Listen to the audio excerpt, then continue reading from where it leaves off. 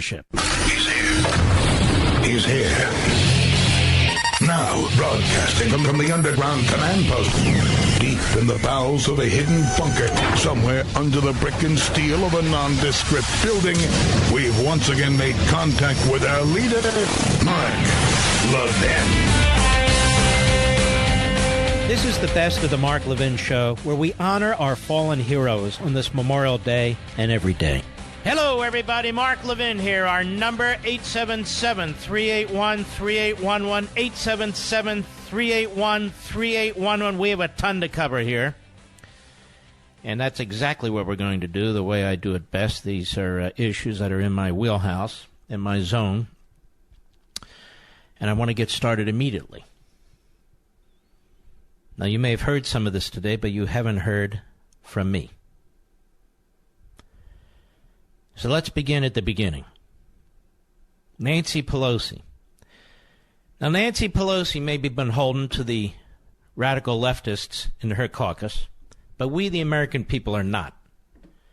And what's happening here is the most radical elements in our politics, the Tlaibs, the Omars, the AOCs, and the other reprobates, are driving the agenda, the national agenda, in the House of Representatives and the Democrat Party.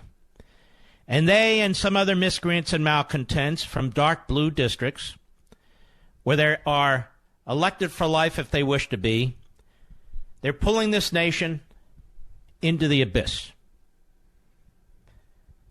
And so Nancy Pelosi wants to be Speaker of the House more than she wants to be a patriot. That goes for a lot of those Democrats in the House of Representatives, as a matter of fact. And so, as the push for impeachment or pseudo-impeachment takes place, Nancy Pelosi becomes the voice for this movement. I told you this before. She's playing a game. People say, oh, she's standing between impeachment. No, she's not. She's playing a game, a strategy. Don't worry, I'll get to Michael Ivanov. I'm going to get to all this today. And so, there's to be a big meeting at the White House to discuss $2 trillion in infrastructure spending. Now, we know what the Democrats typically do. They use this for pork barrel spending. Remember the $1 trillion bill that Obama put through that was supposed to create jobs, and most of it went to pork barrel spending. And so they were going to meet. They were going to take a very close look at what it was that the Democrats were going to propose, look at the various proposals and so forth, look at different ways for funding it. But before she goes to meet with the President of the United States, Nancy Pelosi unleashes an attack on the President of the United States. Cut one, go.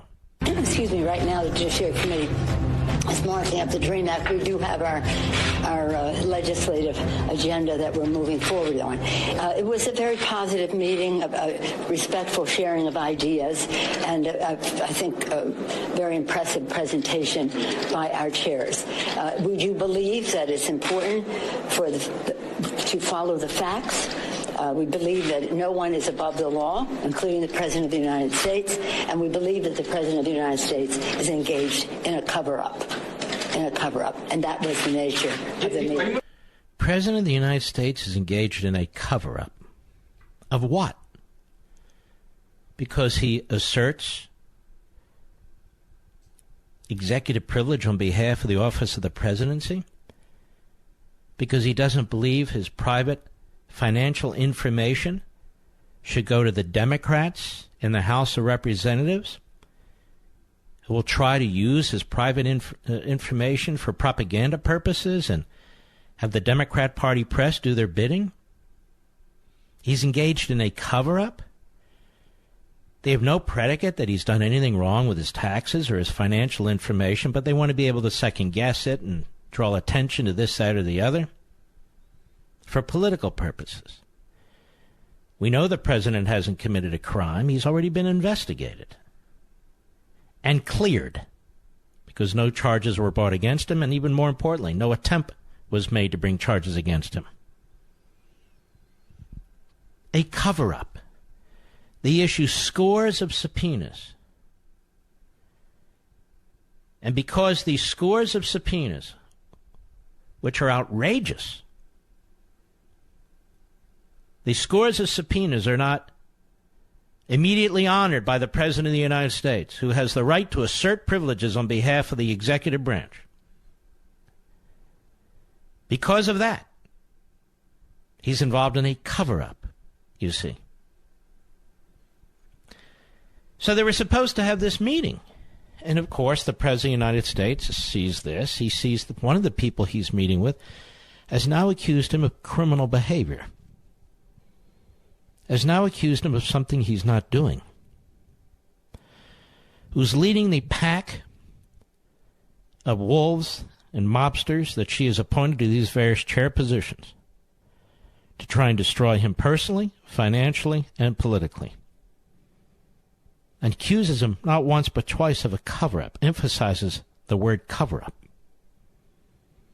And now they're supposed to sit down like nothing's been done, like nothing's been said, on an infrastructure bill. Well, this president doesn't play games like that. He's not going to smile and sit there and play along with Nancy Pelosi and Chuck Schumer. These people are trying to kill him politically and professionally. They hate him because he stands in the way of their choice. First Hillary and now whomever. And so the president responds like you and I would respond, like any rational human being would respond. You're not going to sit down and do a deal with somebody who just accused you of a crime. And what is this now? Members of Congress can walk around accusing a president of criminal behavior without a single indictment, without any evidence whatsoever to support something, and then they say, well, we don't have to meet that standard. You just accused him of a crime. What standard do you have to meet? No standard. They just blurt these things out.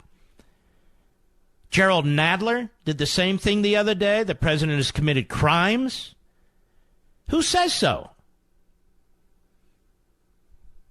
The president of the United States must not be blackmailed by the Democrat House of Representatives. He must not serve at their demand. He's not their staffer. He's not a defendant to the House of Representatives. This isn't a courtroom. So the president replied the way he should have replied. Cut 2, go.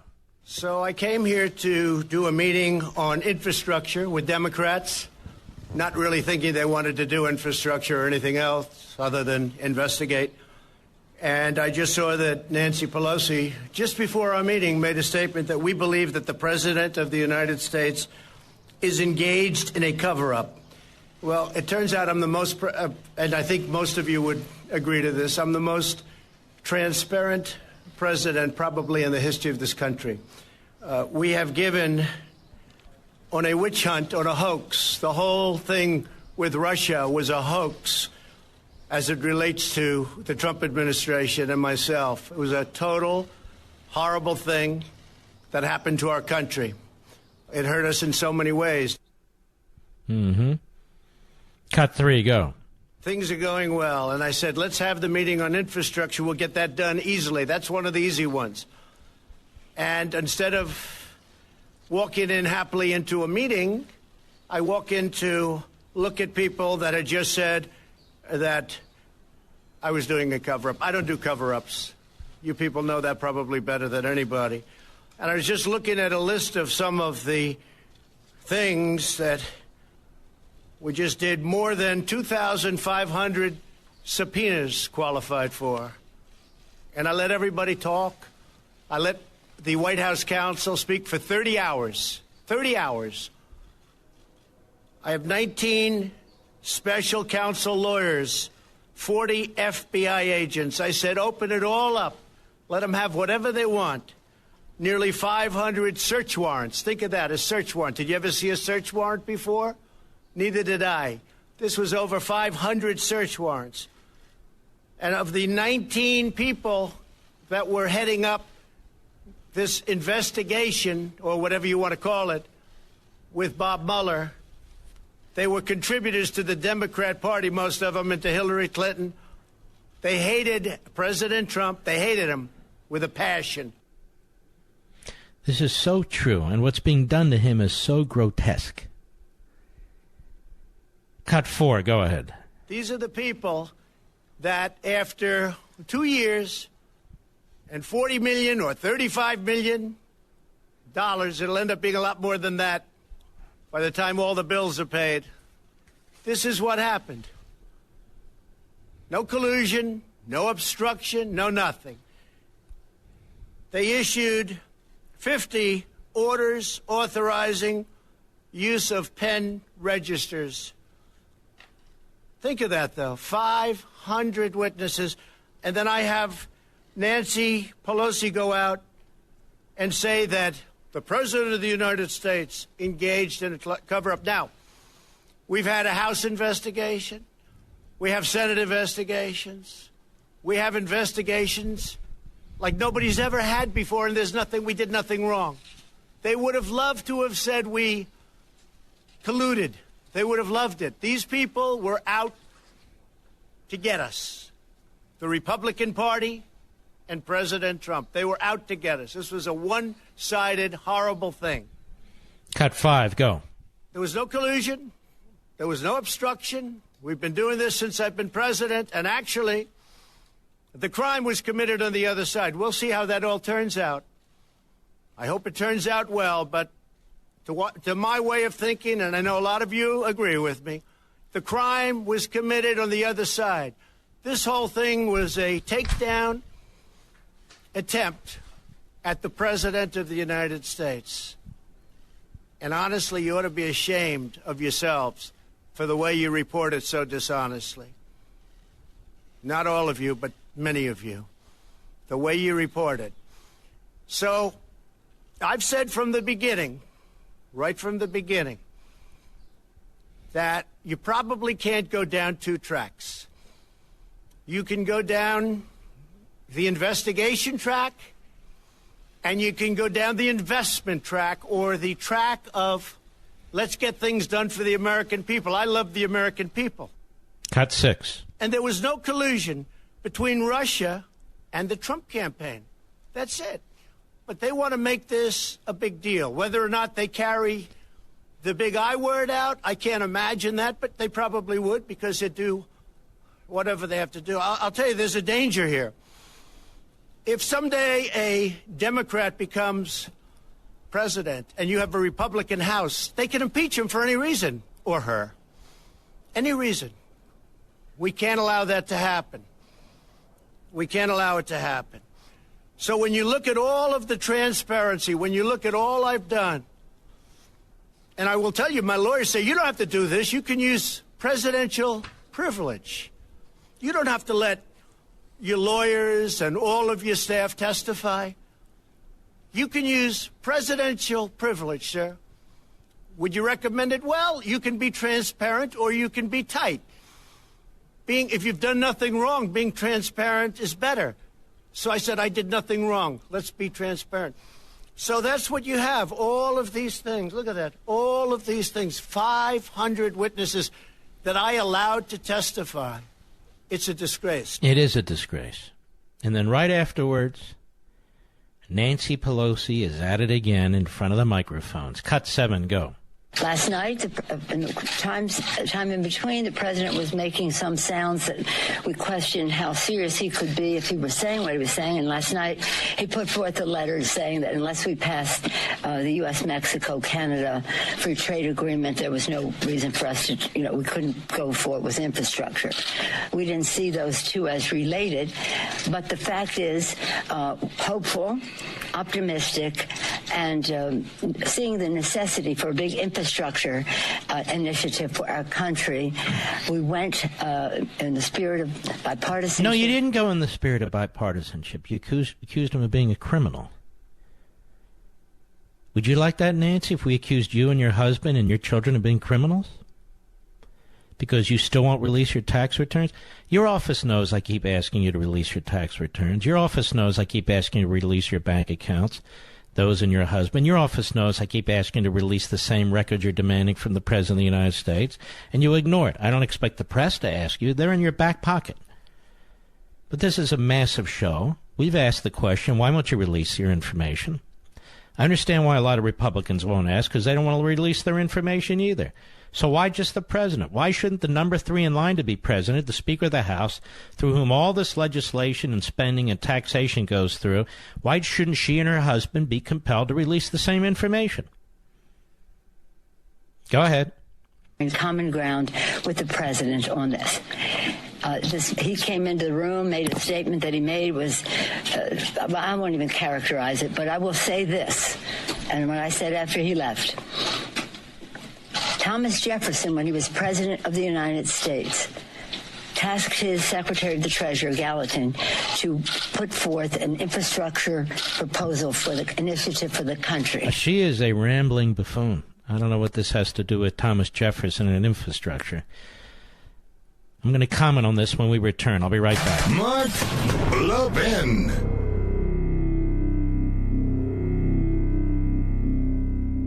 Since its founding in 1844, Hillsdale College has provided students with sound learning of the kind essential to preserving our civil and religious liberty. Now, I want to tell you about Imprimis, the free monthly speech digest of Hillsdale College. Imprimis is dedicated to educating citizens and promoting civil and religious liberty by covering important cultural, economic, political, and educational issues. First published in 1972, Imprimis is one of America's most widely read publications in support of liberty, with more subscribers, 3.9 million, than the Wall Street Journal and the New York Times. And recent Imprimis publications have addressed issues like free speech, the regulation of big tech, mental illness, and the American medical insurance system.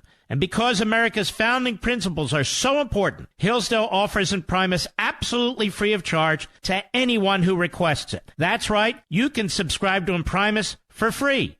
Here's what I want you to do. I want you to visit imprimis.hillsdale.edu for your free subscription. That's Imprimis, IMPRIMIS.hillsdale.edu. Welcome to Hillsdale.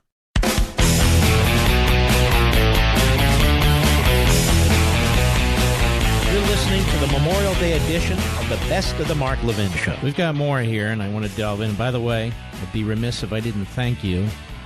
We are number 1 on Amazon on freedom of the press. Apparently, people are really enjoying this book. The honest reviews, the people who have actually purchased the book and read the book over at Amazon, they're all 5 stars. You might want to go over there and take a look. And that means a lot of people are going to go over there now and hit the 1 just to create a problem, because that's the way the left works. But take a look at them. I think I've delivered everything I said I would deliver in this book. And I think it's crucially important. And we're going to get into it in more detail as the days go on. I don't want to overwhelm people with it. There's a lot going on, so we'll weave in and out. But I want to thank you, and it's available in every retail store now that you're going to be going into tonight, tomorrow, and the next day. And so it's easy to purchase in those places, too. Everything from Costco to Walmart, Barnes & Noble to Books A Million, Target, BJ's, Sam's, you name it, including independent bookstores that may be right down your street, and they need our business, too. But I just wanted to say thank you so much, and I think this is very, very important. And by the way, I'm going to be on the Shannon Bream show tonight. I've never been on her show. At 11:10 p.m. Eastern Time. Oh, Manischewitz, 11:10. That's 11 o'clock, 10 minutes after 11 p.m. Eastern Time. Very important when we come back. We're not done. Folks, many of our nation's oldest colleges were founded to teach students to seek truth, recognize what's beautiful, and hold up what is good.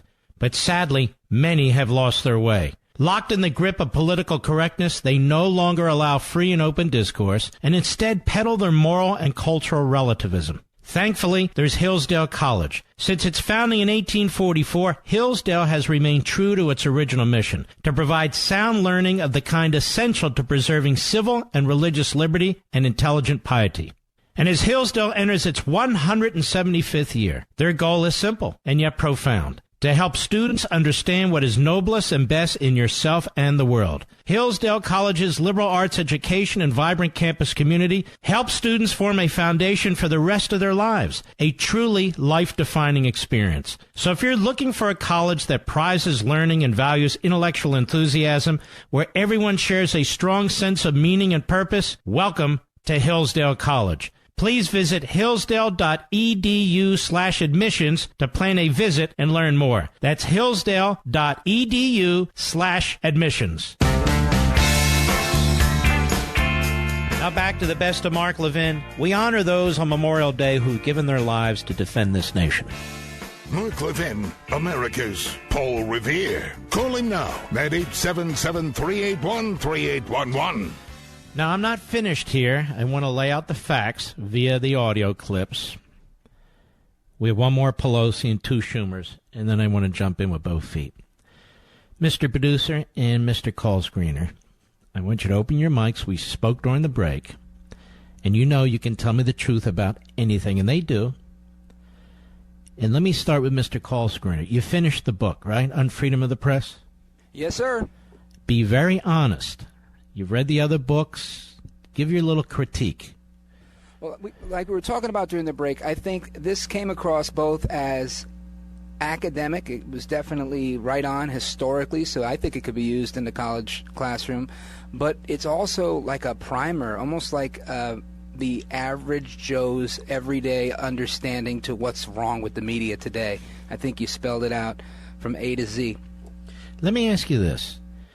You know, the early pamphleteers like Payne and others in the early newspapers, I tried to kind of follow that kind of logic and flow where they would talk about Montesquieu and Locke, which I don't do here, by the way. But then on the other hand, speak with passion, speak about our principles and that sort of thing. Does that kind of come across?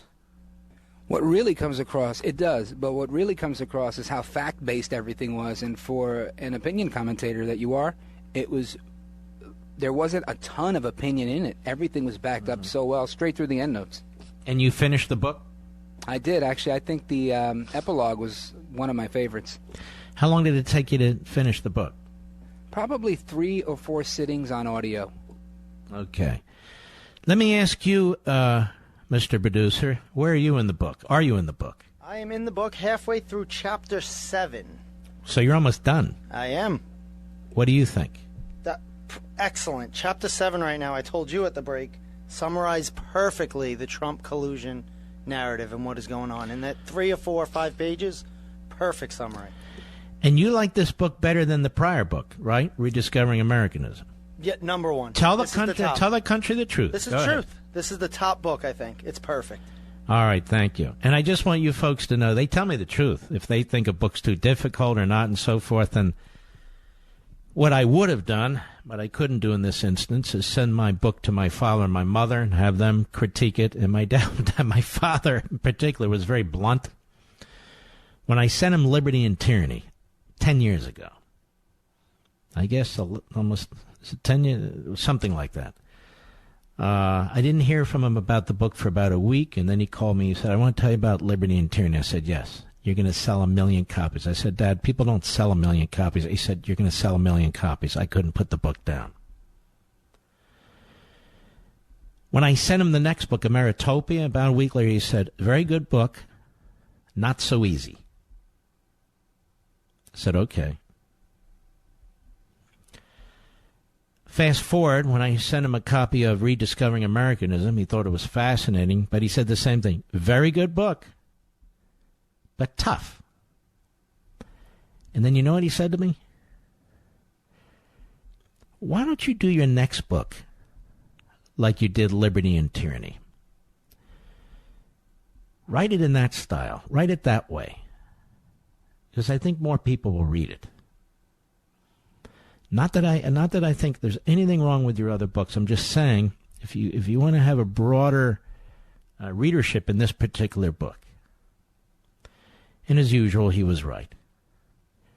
And that's what I did in this book. And I'm going to tell you folks the truth. And I don't mean to be a crybaby. I really don't. It was a tough day for me yesterday. You'd say, Mark, what do you mean? Your book was released. You sounded up. You've been on TV. You've been on all these radio shows. You're number one on Amazon. The pre-orders are great. And so, but I couldn't share it with my mom and dad. So it was very tough for me. I'm not whining. I'm just telling you the truth. You're my radio family, and I tell you everything. And I'm also going to tell you my favorite part of the book. My favorite part of the book follows the title page in the book, and it's a dedication to and in memory of my wonderful parents, Jack and Norma Levin. Loving and beloved American patriots, and together forever. That's the best part of the book. Now we jump back in. Nancy Pelosi, after she leaves the White House, she's angry. She's angry. She accuses the president of cover-up. She accuses the president of crimes. I've never seen anything like this. It is grotesque. So she doubles down. She's at the Center for American Progress, which is a radical left-wing so-called think tank. Cut 8, go. But this is why I think the president was so steamed off this morning, because the fact is, in plain sight, in the public domain, this president is obstructing justice, and he's engaged in a cover-up. All right, let's stop for a second. When you are legitimately challenging subpoenas in federal court, that's not obstructing justice. That's not obstructing justice. That is legitimately challenging subpoenas in federal court. And let the chips fall where they may, all the way up to the Supreme Court, number one. Number two, the correct phrase in any event wouldn't be obstructing justice, since this isn't a criminal justice matter. It would be obstructing Congress. Number three, she says he's engaged in a cover-up. Very clever, and I'm sure we'll be putting a montage together in the next 24, 48 hours where you hear all the media people speak exactly the same way, that this is a cover-up. A cover-up of what? His taxes are private, his financial records are private, his bank records are private. It is the Democrats who are demanding access to this information. He's not covering up anything. It's supposed to be confidential. That would be like me saying that Nancy Pelosi's covering up her taxes because I keep demanding them, and she won't release them. Well, who am I? Well, who is she? Go ahead. And that could be an impeachable offense. Ignoring the... So this is supposed to be a think tank, and they're plotting impeachment. The Democrat Party, it's enough for her. The Democrat Party has hijacked the House of Representatives, it has hijacked these committees, it has hijacked the power behind these committees to subpoena records. It's hijacked the media. And in many cases, it's hijacked various courts. This is a tyrannical party. It's always been a tyrannical party. Party of slavery and segregation, anti-civil rights. Now the party that wants to disenfranchise all you Republicans and all you moderate Democrats and all you independents who dared to vote for Donald Trump. And I'm going to continue to say it is the biggest attempt to disenfranchise the largest number of Americans in American history. They want to suppress the vote that's already been taken. And there's been a recent poll taken. Should the president be impeached? No, overwhelmingly, over 50%. And the public wants Congress to move on with the issues, over 50%. I want to make this warning to Mr. Nadler, to Mr. Cummings, to Mr. Schiff, to Mr. Hoyer, and to Ms. Pelosi. You pull the impeachment trigger, you will see a reaction at the polls. You will see a political reaction that you have never, ever imagined. You want to listen to clowns like Nadler? You want to listen to clowns like Schiff, Waters, Cummings? You're going to pay a price, and you have no idea what that political price is going to be. You are going to infuriate half of this country. You haven't even convinced all the Democrats that this should be done. I'm just telling you, ladies and gentlemen, and you know what I'm saying is true. You know it's true in your own lives, in your own households, in your own communities. How furious half of this country is going to be. Because we don't like coups in this country. We don't like fraudulent subpoenas in this country. We don't like unfair fights in this country. And I would suggest that these judges in and around Washington, D.C. be very careful, too, because if they want to jump into the political realm, they're going to destroy what's left of their reputations and the reputation of the judiciary. And they will be judged by history. They will be judged by history. The President of the United States is trying to protect his branch of the federal government. It's his duty. It's his sworn duty. And in that, they say he's conducting a cover-up. President of the United States wants to keep his taxes private. They're already with the federal government. They're already at the Internal Revenue Service. They're free to do whatever they want to do, like the rest of us who file taxes. It's not like he's keeping them under his bed. But he chooses to keep his financial information and the enormous investments and the complex investments and all the rest confidential, so that his political enemies who want to destroy him don't have more data, information to twist and spin in their friendly media outlets. Imagine that. And so now they blackmail him. The House of Representatives blackmailing the President of the United States. Either you give us what we do not have a right to. Either you violate separation of powers. Either you give us your private tax returns, your bank account information, any information you have with your accountant, you give us everything and anything we ask for, or you're covering up and we're going to impeach you. Since when the hell is the Congress of the United States above the law? Just because they issue subpoenas don't make it right. That doesn't make it right. I'll be right back. Mark Levin.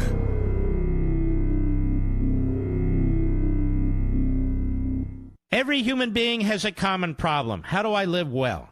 Our happiness and well-being depends on how we answer that question. Hillsdale College President Larry Arnn argues that the best book ever written on this subject is Aristotle's Nicomachean Ethics. And a new free online course from Hillsdale College shares Aristotle's teachings that will help you lead the most complete, happy life possible. Register for this free course, Introduction to Aristotle's Ethics, How to Lead a Good Life, featuring lessons from the greatest self-help book ever written at levinforhillsdale.com. In just 10 on-demand videos, each only 30 minutes long, you'll learn how to confront the chief obstacles to happiness and make the choices that build good character. Aristotle presents a guide for securing a virtuous life. And if you take this free course from Hillsdale and heed Aristotle's advice, your life will change for the better. You can learn how to lead a good life just as every Hillsdale College student does. It's yours for free at levinforhillsdale.com. That's Levin for Hillsdale.com.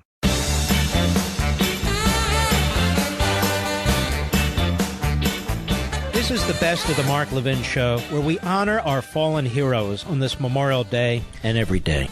All right, Levinites, let me tell you what we're going to do. All you Tea Party activists, all you Article 5 activists, all you old Reaganites out there, and all you new Trumpites out there, conservatives all, patriots all, let me tell you what we're going to do. If they dare to bring articles of impeachment against this president, I am going to compile a list of Democrats who are in vulnerable districts, that are in marginally Republican districts, that were able to win by talking about voting against Nancy Pelosi for Speaker, by talking about all the wonderful things they're going to be doing for the country, when in fact they're throwing in with Gerald Nadler, with Elijah Cummings, with Adam Schiff, with Maxine Waters, and yes, Nancy Pelosi. We will begin the process here of removing them from office in the next election, in the presidential election cycle. I will give you their names. We will find out who their opponents are. If you live in their districts, I expect you to be block captains. I expect you to help raise money. We can raise money nationwide. And Mark, you're being a partisan for Republicans. Absolutely not. I'm being a partisan for the Constitution. And we here, we're going to stand up to tyranny. I know most hosts say, hey, look, I'm not into activism. I am into activism. That's one of the reasons I wrote this book on freedom of the press. I can't step away from this. This is our republic. This is our country. Men and women have fought for it and died for it. I have children. I have grandchildren. So do you. We're not going to sit here and take this crap while they try to remove a duly elected president of the United States, while the state of Nevada is number 16 in trying to destroy the Electoral College today. Did you hear about that one? While the state of New York, another blue state, is going through the back door with a bill of attainder, passing a law aimed at one person, the President of the United States, to force the release of his state tax returns. We're going to sit here and watch this damn tyranny swirling around us? Like hell I am. Mark, why do you yell on the radio? When you're pissed off, what do? Whisper?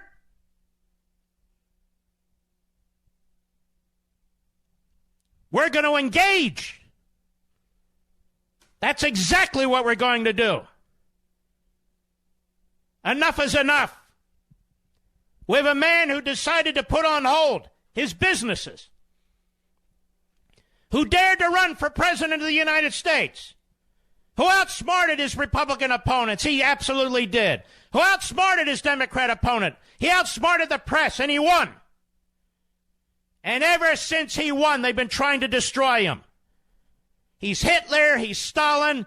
Do you know who Hitler is? Do you know who Stalin is? You fools on the left. Now, you Congress people who are hiding, we're going to find your names in these districts that were once Republican but swung Democrat because of your election, because your lies to the electorate, whether it's Irvine and Huntington, California, whether it's Northern Virginia or Northern New Jersey. We'll find out who you are. I'll make it my business, and nobody's better at this than me. And we're going to make sure Nancy Pelosi's never Speaker of the House again.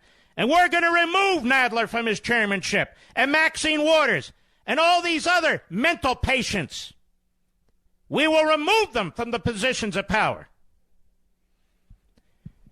You've just pissed me off. And now you have just inflamed the grassroots of millions and millions of patriots. You can play to CNN and MSNBC all you want, and their 12 viewers. You can play to the pages of the New York Times and the Washington Post and the reliably left-wing Democrat voters. But you Democrats who pretend to be moderates to get elected, who said you're going to remove Pelosi, you're liars. And we're going to be watching you. You're going to be on our radar screen now. And I'm serious about this. I've never been more serious in my life. Now, I don't know where to start. You'd think with hard evidence from Mueller that there was no collusion, that the Democratic Party media would finally back off. But no, they're incapable of it. Why? They're progressives. They're social activists. Instead, they say it's not over. On to the next fight. Okay. Well, guess what? We're ready for a fight, too. during the break. If you haven't gotten your copy of Unfreedom of the Press, please go to Amazon or any other online sales outfit and go ahead and order your copy. I'll be back.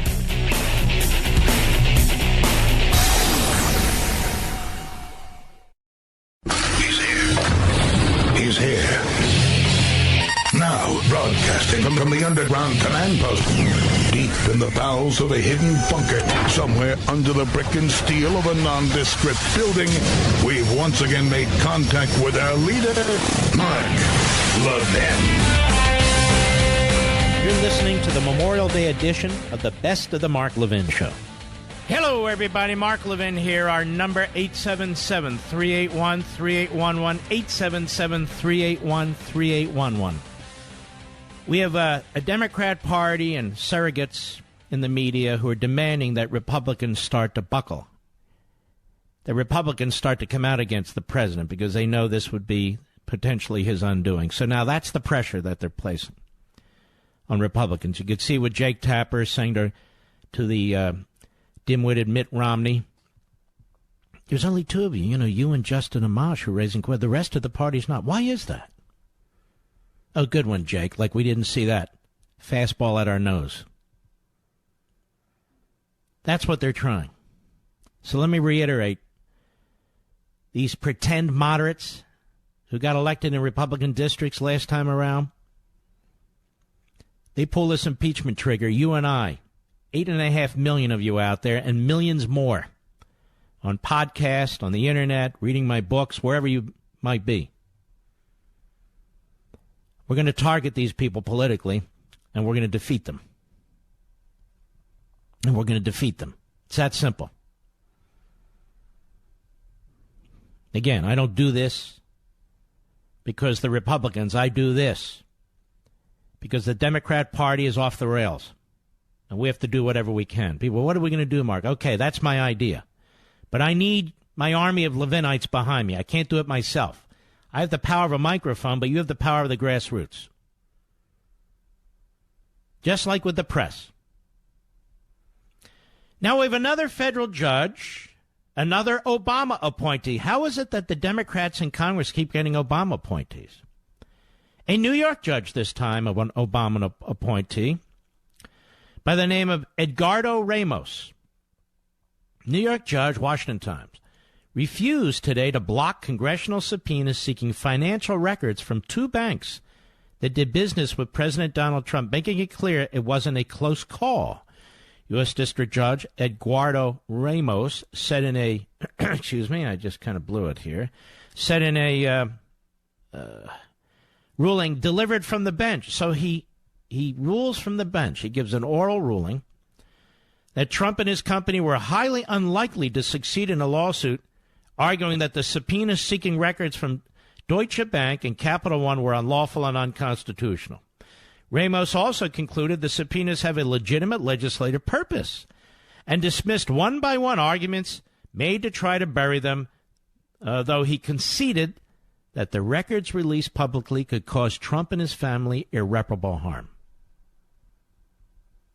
Excuse me?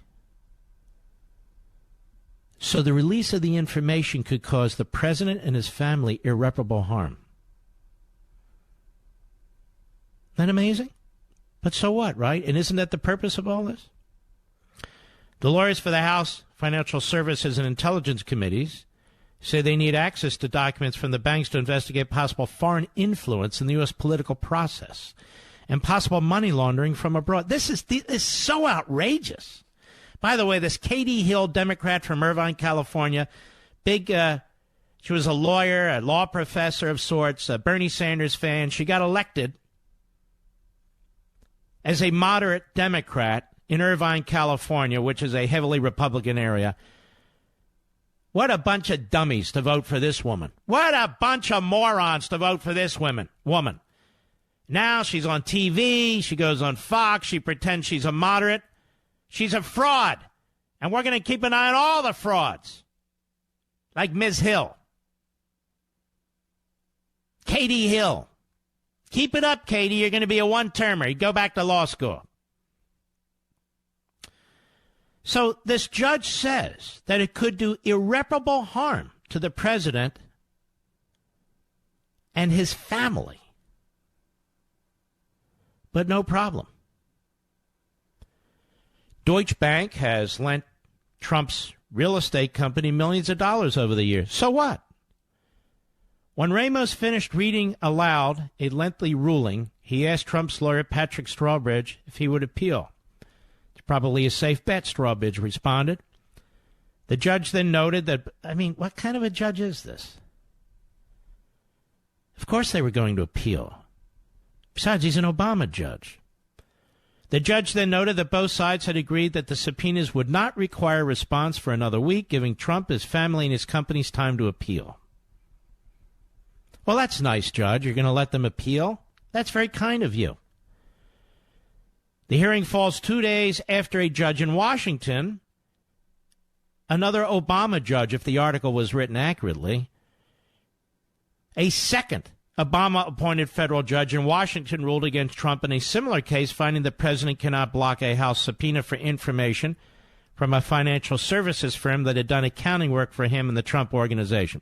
So 2 Obama judges have dutifully ruled that the president must provide Congress with all his bank information and all of his financial information, in addition to any notes and texts and emails between the president and his accounting firm. Comes a day, well, they go on. So I want you to think about that.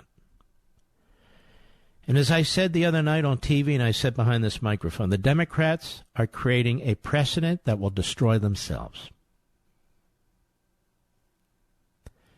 All these Democrats wanting to run for president, they and their wives and their children are going to be examined in ways that they've never been examined before. This is what the Democrats do. They always go too far, filibustering judges. And now the Republicans pulled the nuclear option, following up on Harry Reid. Now they're pushing judges through. Open borders, claiming there is no disaster on the border, which they've stopped saying, by the way. There is a disaster on the border. By the way, this moderate Democrat Katie Hill from Irvine, California, says the impeachment case is perfectly laid out in the Mueller report. That's your moderate Democrat, Irvine, California. All right, Mr. Producer, write her down. Katie Hill, she's first on the list. She's first on the list. She's a complete fraud. She's a Bernie Sanders sycophant, a liberal Democrat. I believe she was a law school professor. She lied to the people in and around Irvine, California. And she's all for impeachment. She voted for Nancy Pelosi to be Speaker of the House. She already lied to all the people in Irvine, California. And so she's on the list. At least on the list right now. So we have these federal judges. And, of course, they're sacrosanct, too. It's only the president and the presidency that has to give in, that has to accommodate what all the other branches want to do. Have you noticed that? We have the New York State Legislature has approved a bill that authorizes the release of President Trump's state tax returns to Congress. What kind of a bill is this? This is outrageous. So you have a state legislature that sits for the purpose of assisting the Democrat Party? They're all working together, ladies and gentlemen. This is a Democrat Party operation. You've got Democrats on the bench that Obama appointed. You got a Democrat state legislature in New York, as blue as it gets. You've got Democrat chairmen who are absolutely radical, not a moderate among them, all working together. All colluding, if you will, to try and take down the President of the United States. Andrew Cuomo will sign it. Well, of course, the man has no morals or ethics. Anybody that would sign an infanticide bill and then get cheered. The New York Daily News reports Democrats in the state assembly approved a bill authorizing the State Department of Taxation and Finance to share tax return information with congressional committees if requested. The bill amends state laws prohibiting the release of private tax information and does not mention the president by name. So you were prohibited from releasing tax information before, but now in one case with one citizen of New York, the President of the United States, they can release the tax. How much longer are we going to put up with this crap? The complete breakdown of the rule of law in the name of the rule of law. A complete breakdown. And these phony legal analysts on TV play games, lie. This is part of the problem, is it not? Why did I write this book? For this very reason, on freedom of the press. It says it right on the back of the jacket. Bears remembering that the purpose of a free press, like the purpose of free speech, is to nurture the mind, communicate ideas, challenge ideology, share notions, inspire creativity, advocate and reinforce America's founding principles. That is, to contribute to a vigorous, productive, healthy, and happy individual and well-functioning civil society and republic. And the media are to expose official actions aimed at squelching speech and communication. But when the media function as a propaganda tool for a single political party and ideology, they not only destroy their own purpose, but threaten the existence of a free republic. It is surely not for the government to control the press, and yet the press is not capable of policing itself. We must remember, we're not merely observers. We are the citizenry. Mark Levin.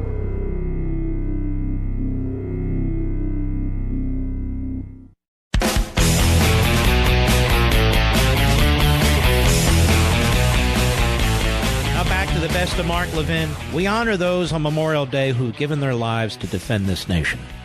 You don't have to believe me. I'm reading these comments during the break on Amazon. I want to thank you, serious folks, verified purchasers who've purchased the book. 5 stars. I'm honored.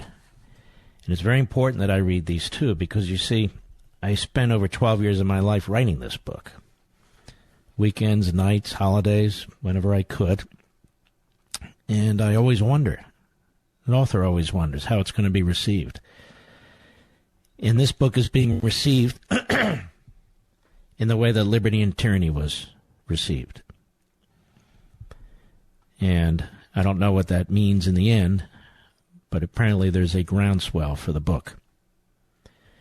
I suspect, and I mean this, in a week or two, we're going to see from Amazon available in 2 weeks, which drives me nuts when that happens. Because that means that not enough books were ordered and not enough books were printed. And I'm getting a little nervous about that right now. So if you want to jump in, seriously, I'm not kidding. You might want to jump in now. And those of you over the weekend and the holidays, you're going to Walmart or Costco, wherever you're going, to purchase your food for a barbecue or what have you, the book should be there too. A recent study shows Americans are sleeping less than ever, even though lack of sleep ruins your performance and impacts your relationships. So it's time to improve every aspect of your life by getting the best sleep of your life on brand new set of Boll & Branch sheets, which is what we have now. The softest, most comfortable, 100% pure organic cotton sheets in the world. Hundreds of thousands of Americans sleep better thanks to Boll & Branch, and they're the only sheets loved by 3 United States presidents.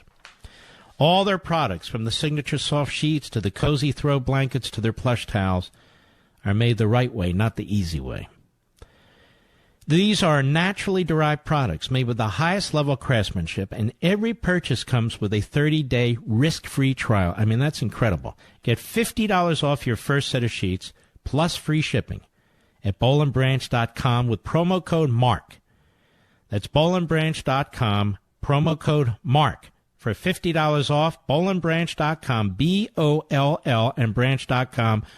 Important to put the promo code MARK so you get the best deal. Well, as you probably heard, Michael Avenatti, the lawyer, at least previously for Stormy Daniels, has been charged again with misappropriating nearly $300,000 from his former client, Stormy Daniels. You know, folks, I want you to think back 6, 7, 8 months ago. Was there a CNN show or an MSNBC show and the rest of them that didn't have Michael Avenatti on repeatedly? He was on Meet the Press. He was on This Week. He was on the Sunday shows. The media knew nothing about this man's background. The media didn't even take the time to look into this man's background because he had already been sued by one of his partners. He stole money from his partner. He stole money from his law firm. He has stolen money from his clients, and now he stole money from Stormy Daniels. Now, I want you to think about this. You and I didn't know Michael Avenatti except for the fact that he was pushed into our faces by the media. And there are two media outlets in particular that would bring him on repeatedly, and that is MSNBC and CNN. The major networks also gave him an enormous amount of coverage. Enormous amount of coverage. But CNN and MSNBC, it almost seemed daily, dozens of times, this slip and fall slime ball was on their programs. Why? Because he was particularly smart? Why? Because he was trashing the President of the United States. That's why. It didn't matter that he was a sleazeball. It didn't matter that they didn't know anything about his background. They certainly weren't going to vet him. He was the last shiny object that they would wave in front of the American people. He even said he would become or announce for President of the United States, and some of the media figures were very excited about it. Will they apologize at CNN? Of course not. Will they apologize at MSNBC? Of course not. Will they apologize at any of the networks? Of course not. I mean, hell, the New York Times barely even accepts the fact or has explained the fact that they covered up the Holocaust. Do you really expect them to apologize for Michael Avenatti? Is this not the point? That we can't get the facts? That we can't get the real news? Look what we've been faced with in recent months.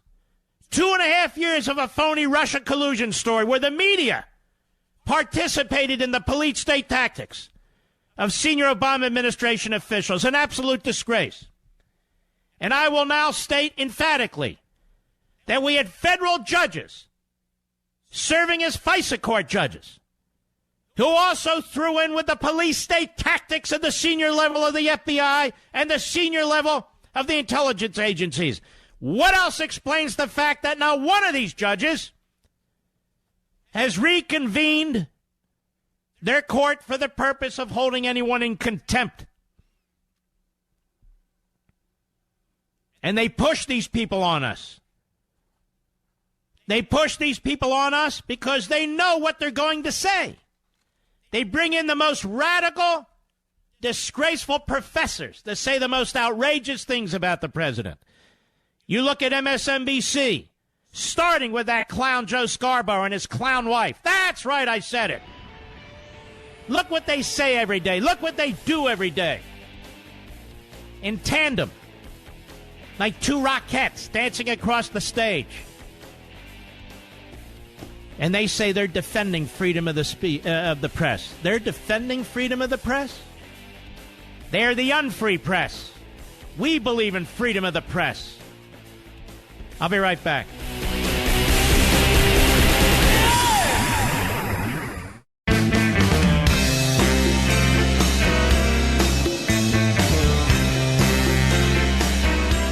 This is the best of the Mark Levin Show, where we honor our fallen heroes on this Memorial Day and every day. Mark Levin, the great one. The great one, Mark Levin. Dial in now, 877-381-3811. Whether you've got a 5-mile commute or you're road tripping across the country, you want to feel secure behind the wheel, right? Well, that's why you need extended vehicle protection from CarShield. CarShield makes the process of fixing your car for a covered repair super easy. You can have your favorite mechanic or dealership do the work. It's your choice. If your car is 5,000 to 150,000 miles, it doesn't mean you have to pay higher repair bills. I mean, we have a Camaro 2010 with a significant number of miles on it, and we have CarShield. It's a fair, affordable service. CarShield administrators have paid out close to $2 billion in claims, and they're ready to help you. Save yourself thousands in future car repairs. Get covered by the ultimate in extended vehicle protection like I did. Now call their new toll-free number, 800-CAR-6000. Make sure you mention code Levin. That's 800-CAR-6000. Mention code Levin. Or you can go online and visit carshield.com. That's carshield.com, and use code Levin, Levin. Either way, you're going to save 10%. That's a good deal. 800-CAR-6000. Mention code Levin or visit carshield.com. Use code Levin to save 10%. A deductible may apply. Jeff, Longview, Texas, XM Satellite. How are you, sir? Mr. Levin, it is truly an honor, and I will tell you, today was a great day. I received your book via Amazon, and I'll put it up there with my first bicycle and Christmas every year. Aren't you kind? Thank you, sir. And I'll tell you one thing. Unfortunately, I've only been able to get through the first chapter, but you noted a report that was done by the Atlantic about the relationship between the Obama administration and the media. And you named by name and department where the appointments went almost 24 people. It boggled my mind. It's incredible. Who worked for Obama, and now they're back into the media. Yes. And we're supposed to believe that they're going to be objective, but this is why you hear these attacks on the president and the celebration and praise of an AOC, a defense of a Tlaib who is a bigot and an anti-Semite, same with Omar. This is why the reflection in the media mirror is that of the Democrat Party. And not just the Democrat Party, the radical, progressive, activist wing of the Democrat Party. And as you read the rest of the book, I think your eyes are going to open even wider, almost like Nancy Pelosi's. I look forward to it, sir, and thank you for all that you do. God bless you. And you too, my friend. I appreciate it. Let's take a few more calls here. Am I caught up here, Mr. Producer, or not? I'm in good shape. Let's go to Kyle, Roanoke, Virginia, on the Mark Levin app. Go. How you doing, Mark? Good, thank you. I just wanted to get your thoughts on back in November 2016. You did a show about whether Trump was going to be more like Reagan or Nixon, and I think the way the Democrats have treated him kind of takes the point home that he's definitely more like Reagan. Yeah, as I recall, what I said is the president's going to need to make a choice, and he's made a choice. He is more like Reagan, much more like Reagan. It's one of the reasons I really appreciate him. No, Trump's getting the Trump treatment. I've never seen any president get this treatment. I lived through the Nixon era, too, and he was brutalized. But what's taking place here, totally innocent man who hasn't done anything wrong, and these people are trying to get hold of his tax returns and all. I mean, these are the tactics of a fascistic state. This is what the third world does. And I think it's fair to say, and I think some others have said this over the course of a period of time, we have not had a peaceful transition of power. You know, the Democrats say, look how we have a peaceful transition of power. I don't mean that people are armed and there's bullets flying. This has not been a peaceful transition of power. The Democrats have not wanted a transition of power. The media have not wanted a transition of power. So now we have Democrat Obama judges who are upholding the most outrageous subpoenas under phony claims of legislative need that their fellow Democrats are issuing as chairman of these committees. And we have these dark blue states, these Democrat states, doing everything they can to serve the impeachment purpose, too. I am telling you, it's not a conspiracy. It's a fact. It's a fact of what's occurring. You have to be deaf, dumb, and blind not to see it and hear it and all the rest of it. All right, my friend, Kyle, I appreciate your call, my friend. Tim, Rochester, New York, Mark Levin app, go. Yes, sir. Can yes, you hear me? Go right ahead. Thank you. Man, Mark, I got to tell you, this is such an honor to talk to you. Thank you. Appreciate that. Just a quick point I wanted to make. I live upstate New York. I'm a millennial. I pay my taxes and take care of my family, and I'm a hardcore you pay taxes? Well, guess what? Your private tax returns may not be private anymore. I'm telling you, the precedent is being set here that if Congress has individuals that they believe are enemies or threats or whatever they want, any pretext, and these clown judges who are making these rulings, I don't think they understand that they could be subjected exactly to the same treatment. Like Ruth Bader Ginsburg is very, very wealthy. I mean, are her decisions influenced by her wealth? And you can see how this tactic just brings down the nature of a civil society. Anyway, go ahead, Tim. Well, I truly believe that eventually these people are going to start being held accountable. Pelosi, Nadler. I mean, how long can these people look right in the face of Americans and lie? And I don't know. How long has Maduro hung on there? Obviously, they're not the same, but tyranny comes in different forms, doesn't it? Well, you make a great point. But hey, look, I appreciate everything you do. Tim, have you no? Don't be nervous about this. Have you acquired a copy of Unfreedom of the Press yet? I have not, sir. No, sir. Don't hang up. It's your lucky day. I'm going to send you a signed copy of Unfreedom of the Press. You promise after you read it to pass it on to somebody else? Absolutely, yes, sir. All right, don't hang up. We're going to take your address. I want this to spread like Common Sense spread with Thomas Paine. That's how much I want this book to spread. You know, a dear friend of mine who was in the book business, my former editor, who was retired, he's looking at all this, and he's saying to me, Mark, just keep pressing your mission. Just keep pressing your mission, which is to get this book and what's in this book in as many hands as possible. And he's a fairly liberal gentleman, but he's a gentleman, and he's a smart guy. He said, I know how passionate you are about this. I know how much this matters to you. Just explain the mission and get it into as many hands as you possibly can. And that's what I'm trying to do.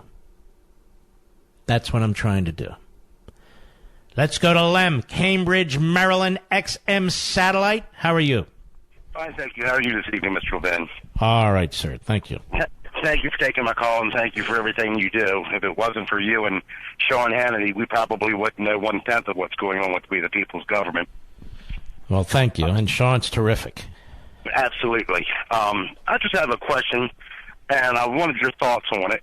I was speaking with my wife briefly a little bit ago about maybe sending a letter to Nancy Pelosi asking for the last 5 years of her federal tax returns and sending it certified mail under the Freedom of Information Act. If you thought maybe here's the problem. The FOIA doesn't apply to Congress. It doesn't. And under the Internal Revenue Code, Section 6103, they're not free to release private tax returns to you. See, this is the scam. So there's got to be a way, but there ought to be a drumbeat, more and more of us demanding that Nancy Pelosi release, number one, 10 years of her tax returns with her husband, Paul. Number two, all of her bank records. And number three, all of her financial information that is kept with her accountant. All three things. We should be demanding it over and over again. Every conservative talk show host should be doing it. I don't know where the hell they are. Everybody on TV should be doing it. Every columnist should be doing it. We need a drumbeat. We need to alert the American people, to engage the American people in what's taking place here. We cannot rely on the media to do what needs to be done. I agree 100%. All right. Take care of yourself, Lem. I appreciate it. Let's go to Jim, Brooklyn, New York, the great WABC. By the way, you got a great morning show there. There's a lot of great shows. But Bernie and Sid are buddies of mine. And they are hilarious. They are hilarious. Like I said, there's a lot of great programs out there, and I've been on many of them, and I'm so fortunate to have affiliates like I do. Just that I've known them a long time. Go right ahead. Jim, you're on. Go, baby. Mark, thank you for taking my call. You got it. I want to thank you for everything that you've educated me and all the people that I talk to about the Constitution of the United States. First, I'd like to say that there's Schmucky Schumer and there's Putty Face Pelosi. Uh-oh. Okay? My family, my father was born in Italy. He came to this country in 1921. My mother's family were Romanian Jews that came to this country in the 1890s. My grandfather, Jacob, played klezmer music. You know klezmer? Of course. Okay, if you look up klezmer music, you'll see my grandfather and his brothers. They were one of the first klezmer music players in the United States. How about that? That's very cool.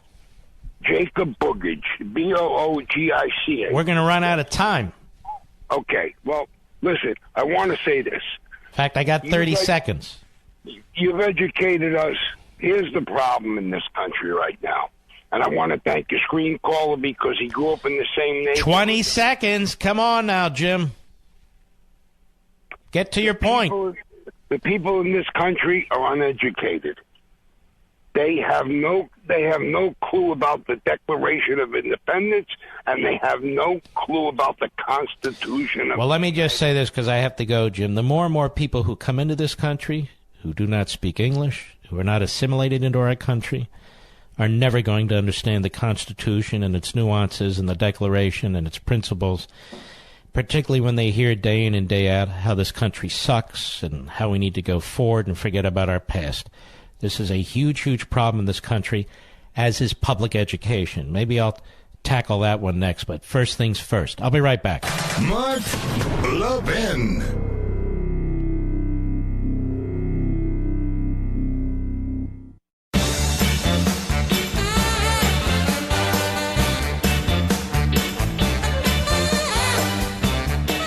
You're listening to the Memorial Day edition of the Best of the Mark Levin Show.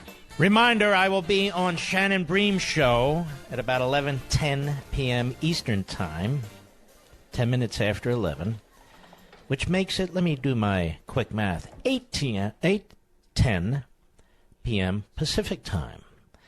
So I'll stay up a little later, and I hope you folks will watch. We'll have a lot of fun. I believe she's a very, very nice lady. You know, I hear all these Democrats talk about how much better the European healthcare model is. But is it? In England right now, a patient with a doctor's referral for cancer treatment will wait at least 62 days. At least. That's the minimum. 62 days just to start treatment. Since we know that treating cancer in the earliest stages gives the patient the best chance of beating it, would you want your loved one to wait more than 2 months before they can even begin treatment? Does that sound like a better idea to you? Worse, Brits may not even have access to the latest cancer drugs because their government-run system dictates what they'll pay for, even if they'll cover a new treatment. And yet, HHS Secretary Alex Azar seems to have a crush on this system. Why does he want to import a European healthcare system with ration care and long waiting lists? And why is he pushing socialist drug price controls and changes to Medicare that would deny seniors access to the latest and best treatments? Why do we want that here when it's not working there? Now, I know it's competition and transparency that'll work, not one-size-fits-all mandates and price controls. So why is Secretary Azar still pushing socialist solutions? Get the facts. Go to truehealthcarefacts.com, truehealthcarefacts.com. That's truehealthcarefacts.com. Alan, Chattanooga, Tennessee, the great WTOW. Go. Good morning, or good afternoon. Sorry there. Thank you, Honored sir. to speak with you, first of all. And I would like to say your book is very important, and there are many other books that are important as well in preventing this country from entering back into a civil war. If you look at the rhetoric that's being thrown around, all the propaganda that's being pushed out there by the media is very akin to what was done in Nazi Germany before Hitler came to power, or as he was coming to power, where they... I don't know about Nazi Germany, but I will tell you this. I think the language by political leaders and by media elites is very dangerous. I think the things they've said about the President of the United States, that he's corrupt, that he's in a cover-up, that he thinks he's a dictator. When you hear the Joe Scarborough show, when they talk about him being like Hitler, a neo-Nazi, they bring on a guy like Danny Douche, who says the most outrageous things, one person after another. He's a racist, he's a white supremacist, on and on and on and on. I very much fear that they're going to unleash their kook base and somebody's going to do something terrible. I really hope I'm wrong, but you saw what happened in Virginia 2 years ago on the baseball field. Thanks for your call, sir. I mean, I'm really concerned about it. Apparently the media are not. They're perfectly fine. Ray, Livermore, California, the great KSFO. Go. The great one, Denali. It's always a pleasure to speak with you, sir. Thank you for your books, and congratulations on the new book. And, well, thank you. Do you think this latest revelation about Stormy Avenatti will hurt his presidential run?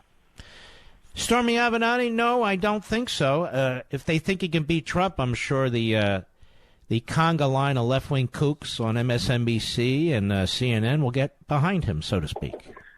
Well, there already was one. The George Costanza on CNN has been behind him. Is he the Larry Fine of CNN? I don't remember. Stelter? I think he's the Larry Fine of CNN. But I did call about the Speaker of the House. Yeah. And how she is creating and living in an alternate reality. And she suspects or probably assumes that the people who listen to her are just a bunch of parroting dingbats and dummies. No, she's talking to, well, you're right. She's talking to the media. And then she expects the media to move the message out. And since there's really a monopolistic media mentality in places like San Francisco and the other cities, she knows that there will be no diversity of viewpoints, there'll be no challenge, there'll be nothing. So she makes these statements. It's the media in San Francisco and so much of the rest of the country and so much of the national media, they'll write down what she says. You know, it's like they'll just write down what she says and repeat it in order to promote it. You know, when you do your campaign there that you talked about earlier, show pictures of San Francisco, the places where Democrats run. I don't have to. They're all over the place. Yeah, the places that they've owned and operated. If you hear any stories about... But Ray, I don't want you to misunderstand what I said. I'm not interested in campaigns in San Francisco. I'm interested in campaigns in districts that are marginally Republican, that Democrats won claiming to be moderates, saying they wanted to help their people, saying they want to dislodge Pelosi. They've lied across the board. I can't move Pelosi out of San Francisco. That's not what I'm doing. We'll be right back.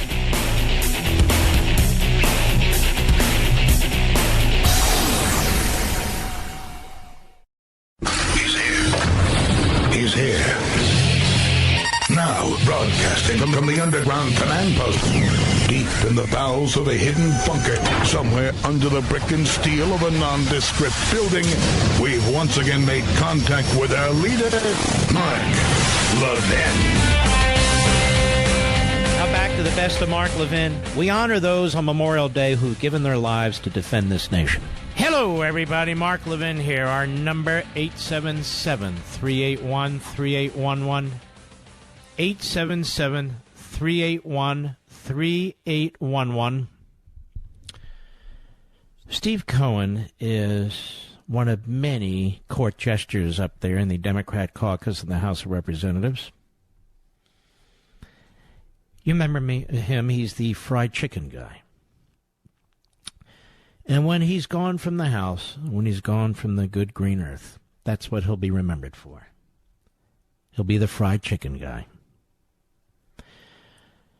Anyway, Steve Cohen is on Capitol Hill, roaming around like a homeless person. And Kerry Pickett, who is a great reporter, she confronts him. Now, I know she doesn't work for CNN or MSNBC or the New York Slimes or the Washington Compost or all the rest of it. She works for the Daily Caller, as I recall. She's a real reporter. Let's listen to this exchange. Cut 15, go. I know that Democrats look at this as obstruction of justice as the crime itself, but what exactly is the underlying crime? There need to be an underlying crime. That's a very special interpretation of the law by Bill Barr that he did particularly for Donald Trump, but he probably had it before, but it's a very minority opinion. There doesn't need to be an underlying crime to commit obstruction of justice. I think the Mueller report pretty much lays that out, but the law lays it out. So then what exactly is the president obstructing? He was trying to obstruct the investigation. He tried to obstruct Congress's oversight right now. It's pretty clear. So then couldn't Republicans have made the same argument about Eric Holder during Fast and Furious? Or I think they did. And so they could have impeached Barack Obama I'm not during going to the get period? into a legal discussion with you. You want to go to law school, go to law school. Wow, how rude is that, fried chicken man?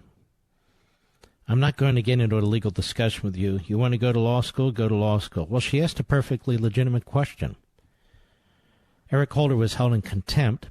Barack Obama asserted executive or presidential privilege. Same thing effectively. And she's saying, okay, well, is that obstruction? Was he covering up? How come he didn't move to impeach Obama? And then he goes, I'm not going to get into a legal discussion with you. You want to go to law school? Go to law school. I'm going to Kentucky Fried Chicken. So I want to congratulate the Tennessee district from which this Neanderthal comes from. I'm sure he's a great representative.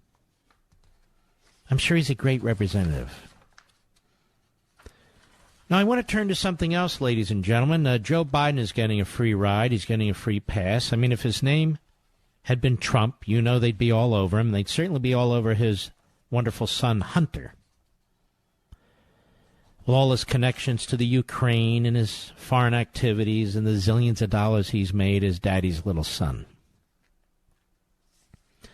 But his name is Biden, so they need to prop him up. But I want to remind you of the real Joe Biden. Joe Biden is a hater. He tried to destroy Robert Bork. He tried to destroy Clarence Thomas. He tried to destroy numerous nominees who were in front of his committee. He's also a complete idiot. He's a plagiarist. He lied in college. And he's never served in the private sector, to the best of my knowledge. And yet he's Mr. Blue Collar Man. How is that? How is he Mr. Blue Collar Man? He went to law school. He was elected to local office. Then he got elected to the Senate. Then he's elected vice president. He's Mr. Blue Collar, but he's helped out the blue collar workers. How so? Tell me, blue collar workers. How'd you do under Obama Biden? Not so great. How you doing under Trump? Much better. So how is it that he can wear this moniker, blue collar? It's because he wants to wear it. That's why. Blue collar Joe. They used to call him Lunch Bucket Joe until I got on the air and said, this man's never carried a lunch bucket in his life. And then he announced, no, I'm not Lunch Bucket Joe. He's not. He's a Acela train Joe. He's on the Acela train all the time. I know I bumped into him by accident. Anyway, we want to remind you who Joe Biden is, since he's leading in the Democrat Party. I don't know what to call it. It's a primary. It looks like I don't know what it is. So many of them. And they're all so cool. Biden gaffes montage that we put together. Others have used. They're welcome to. Listen carefully and enjoy. Cut 17, go. I think I probably have a much higher IQ than you do, I suspect. I went to law school on a full academic scholarship, the only one in my class to have a full academic scholarship. In the first year in law school, I decided I didn't want to be in law school. And by the way, understand, every one of these things is a lie. Go ahead. In my class, and then decided I wanted to stay, went back to law school, and in fact ended up in the top half of my class. I won the International Moot Court competition. I was the outstanding student in the political science department at the end of my year. I graduated with 3 degrees from undergraduate school and 165 credits, only need 123 credits, and I'd be delighted to sit down and compare my IQ to yours if you'd like, Frank. You cannot go to a 7-Eleven or a Dunkin' Donuts unless you have a slight Indian accent. I'm not joking. You don't know my state. My state was a slave state. My state is a border state. My state is the 8th largest black population in the country. My state is anything from a northeast liberal state. I mean, you got the first sort of mainstream African American who is articulate and bright and clean and a nice-looking guy. I mean, that's a storybook, man. Chuck Graham, state senator's here. Chuck, stand up, Chuck. Let him see you. Oh, God love you. What am I talking about? I tell you what, you're making everybody else stand up, though, pal. Thank you very, very much. I tell you what, stand up for Chuck. And it happens to be, as Barack says, a three-letter word, jobs, J-O-B-S. By the way, do you know the website? You know, I'm embarrassed. You know the website number? I should have it in front of me, and I don't. I'm actually embarrassed. The Taoiseach knows a lot about it. His mom lived in Long Island for 10 years or so. God rest her soul. And although your mom's still alive as your dad passed. God bless her soul. I got to get this straight.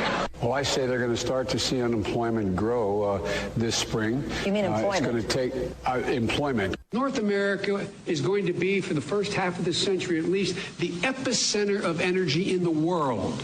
North America. Mexico, the United States, and China. The problem with my gaffes is they're usually true.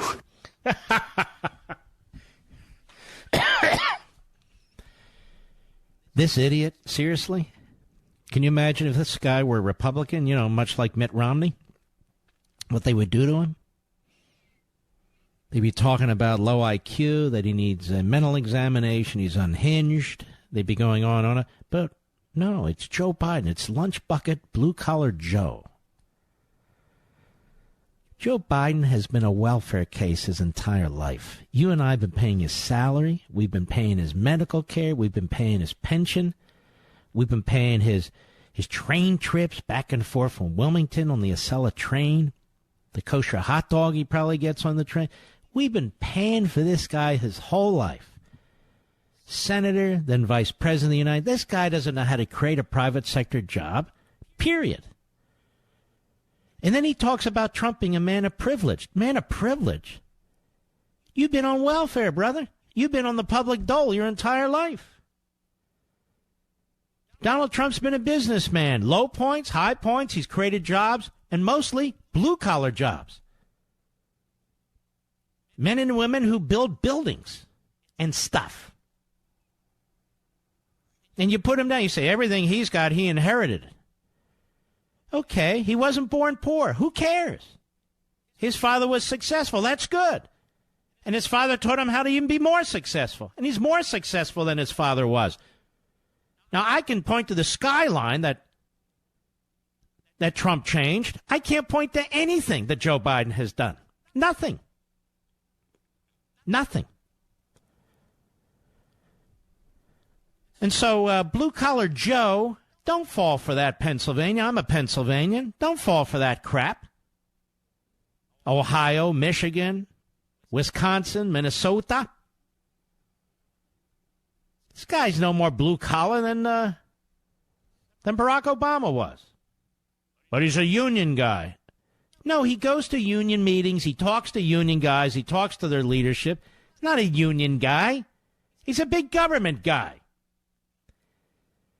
He just said he supports the Green New Deal. The Green New Deal will kill off any private sector unions that are left, let alone private sector employment by blue-collar workers, period. Don't you understand? It's aimed at destroying our assembly lines, our smokestack industries. It's aimed at destroying our trucking businesses, our train Oh, yes, the Acela, gone. I have never understood. I've never understood how the Democrat Party gets away with supporting radical economic change like the Green New Deal, and, on the other hand, they claim they support blue-collar jobs. The environmentalists hate blue-collar workers. They despise blue-collar workers. Ask them in the oil patch. Ask them in the coal mines. Ask them. Ask them on the assembly lines. Ask the truckers what they had to put up with. These are blue-collar workers. Ask the fishermen, the commercial fishermen. The Green New Deal is at war with blue-collar workers. It'll kill the housing market. That's construction, roofers, electricians, plumbers, bricklayers, on and on and on, out of work. So how can you support a Bernie Sanders type of but he's a moderate? He's no moderate. How's he a moderate? He just embraced Medicare for all, which means Medicare for nobody. He's embraced the radical immigration policies. How does that help blue-collar America? You know, I dubbed Donald Trump several years ago the blue-collar billionaire, and somebody else picked it up. Look at him. That's right. It's a blue-collar billionaire. Aren't we the first, Mr. Producer? I said he's the blue-collar billionaire. And he really is. He sounds like a working guy. He sounds like the guy in the neighborhood, at least the neighborhood I grew up in. There's no pretension with the man. Pretensions. There's no affectation. He speaks plainly. He's understandable. He is what he is. And by the way, that's one of the reasons the phony white-collar types in the unfree media trash the President of the United States. But he's too much like a blue-collar guy. I'll be right back. Mark Levin.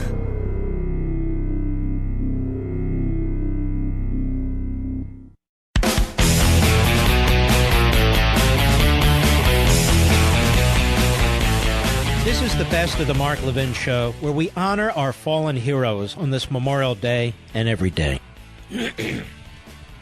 By the way, I hesitate to do this with politicians, but we are scheduled to have Ted Cruz on the program at about 8:40 Eastern Time. Ever hear Jim Rutenberg?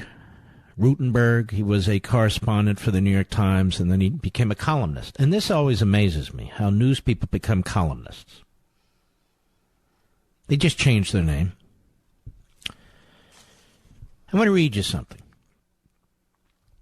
He wrote a piece, and he asserted that if you're a journalist who despises Trump, and this, of course, is in Unfreedom of the Press, as I dug deeply to find these various illustrations, he asserts that if you are a journalist who despises Trump, as so many in the Democratic Party press do, and consider him some kind of a threat to the nation, you can hardly be expected to report objectively about him. On August 7, 2016, Rutenberg of the Times explained the mindset at the newspaper and the media at large. Here's what he wrote, and this is just in part. If you're a working journalist and you believe that Donald J. Trump is a demagogue playing to the nation's worst racist and nationalistic tendencies, that he cozies up to anti-American dictators, and that he would be dangerous with control of the United States nuclear codes, how the heck are you supposed to cover him? If you believe all those things, you have to throw out the textbook American journalism has been using for the better part of the past half century, if not longer, and approach it in a way you've never approached anything in your career. So he's giving advice to his fellow so-called journalists. If you view a Trump presidency as something that's potentially dangerous, then your reporting is going to reflect that. You would move closer than you've ever been to being oppositional. That's uncomfortable and uncharted territory for every mainstream non-opinion journalist I've ever known, and by normal standards untenable. But the question that everyone is grappling with is, do normal standards apply? And if they don't, what should take their place? It may not always seem fair to Mr. Trump or his supporters, but journalism shouldn't measure itself against any one campaign's definition of fairness. It is journalism's job to be true to the readers and viewers and true to the facts in a way that will stand up to history's judgment. To do anything less would be untenable. Now, that's not the entire piece, but that's the gist of it. So, in other words, in order to uphold journalistic standards, writes the former New York Times correspondent, now columnist, you need to recognize Trump as the devil, and you need to treat him as the devil. And as I write at the end of the book, the very end of the book, the abandonment of objective truth, and worse, the rejection of the principles and values of America's early press and revolutionaries, is not new for the New York Times. It long predates the Trump presidency, and it has led the Times and other media outlets into very bleak and dark places, destructive of the press as a crucial institution for a free people.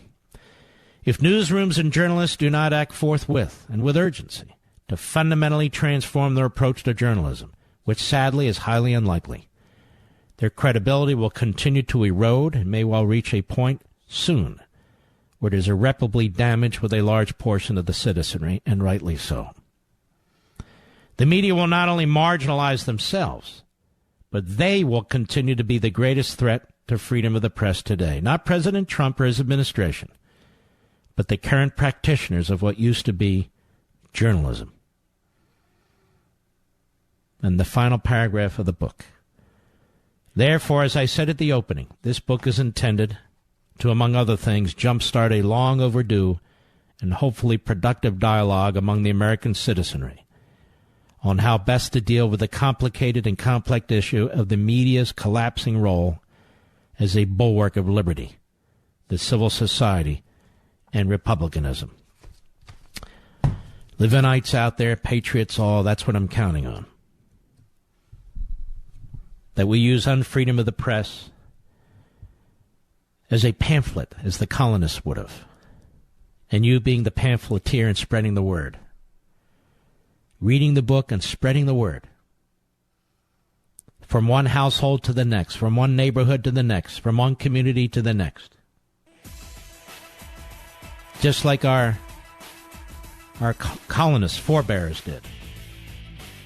I know of no other way to begin a process where we can find future Thomas Paines, future Thomas Jeffersons, but spreading the word, pushing the ideas like the early printers and pamphleteers did, on freedom of the press. I'll be right back.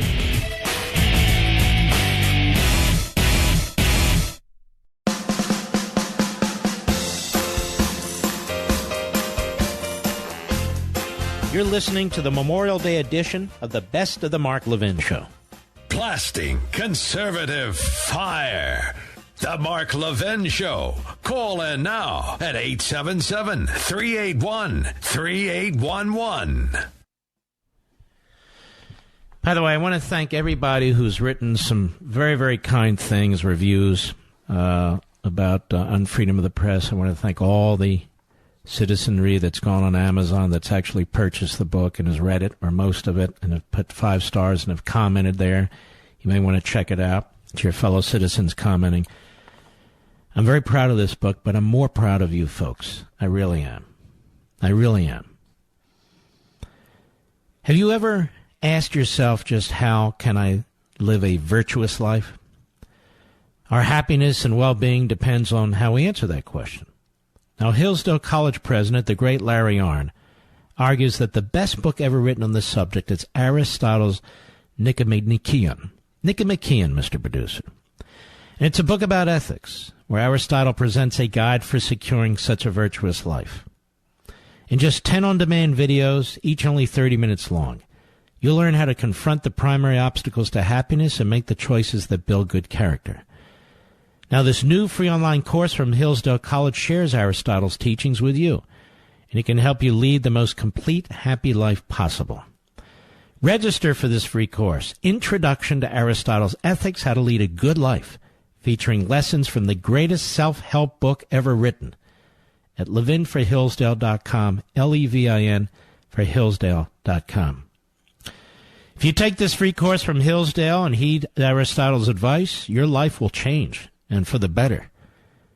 And you can learn how to lead a good life just as every Hillsdale College student does. It's yours for free at levinforhillsdale.com. That's Levin for Hillsdale.com. All right, let's go to our callers. See who's out there. One moment, please. Let us go to Don, St. Augustine, Florida, the great WBOB. W-Bob, go. Hey, Mark. I want everybody this weekend, a Memorial Day weekend, to remember with some certain credulity or incredulity over and I'm not going to call him blue-collar Joe, he's yellow-belly Joe. He took 5 draft deferments from 1960 to 1968 in order for him not to go into the military. It took him 8.7 years to get his undergrad and his legal degree, and then he still claimed that he had asthma when he was a teenager playing football in high school, yet he still played Division I football at the University of Delaware. So remember... So you're saying he's a liar? He's a liar. He's a coward. He's a number of things. He's not the tough guy that wanted to go out and kick Donald Trump's ass, as I recall in a couple of debates. Well, when I saw him on the train, I mean, the guy looks a little feeble to me, and I'm not kidding. He looks feeble. He looks older than he is, quite frankly. Yeah, feeble-minded, feeble body. It all goes together. Thanks. All right. You take care of yourself. Let's continue, shall we? Let's go to Tom Penrose, Colorado, the great KVOR. Go. What an honor it is to speak with you, Mark. I'm going to make this brief. I know you're pressed for time. I just want to give you my... Why do you think I'm pressed for time? Well, you said... I'm not going anywhere. Go right ahead. Well, I think that the reason that they're treating Trump the way they are, both Republican and Democrat, with Democrat being the most vicious, is the simple fact that he's an outsider, and they don't like it. And they're not going to let an outsider have a second chance ever.